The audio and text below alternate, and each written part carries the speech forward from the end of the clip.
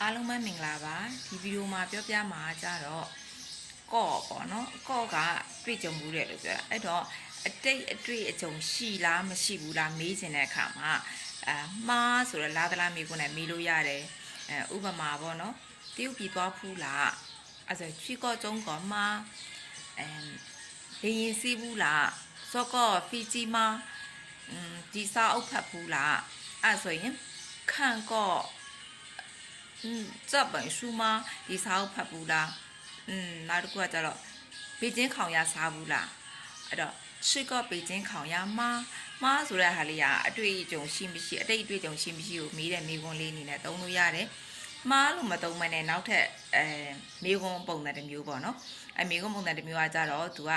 မေယုံနဲ့မေးလို့ရတယ်။သူကဘာလို့လဲဆိုတော့အတိတ်အငင်းကအတိတ်အငင်းကမေယုံတော့မဟုတ်မိန်နဲ့ညင်တာ။ဒါကြောင့်မလို့မှားနဲ့မမေးဘူးဆိုမေယုံနဲ့မေးမယ်။ဥမာ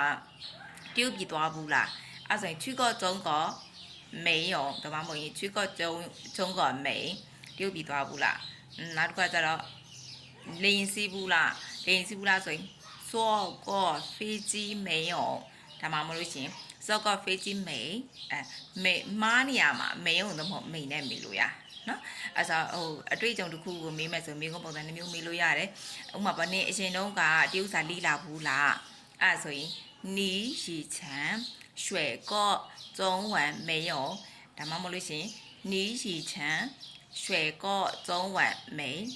အဲ့လိုနှစ်မျိုးမေးလို့ရတယ်ဒါမှမဟုတ်ရင်မားနဲ့မေးမယ်ဆိုလို့ရှိရင်你以前学过中文吗အရင်တော့ကတရုတ်စာလေ့လာဘူးလားအဲ့တော့ဒီဗီဒီယိုလေးကိုကြည့်ပြီးတော့လေ့ကျင့်ကြည့်မယ်နော်အဲ့တော့ခါကျတော့အတိတ်တွေးကြုံမေးတဲ့ပုံစံမျိုးပုံစံလေးနှစ်ခုကိုအရင်ဆုံးလေ့ကျင့်မယ်နောက်ဗီဒီယိုမှာဆက်တွေ့မယ်နော်စိုက်ချက်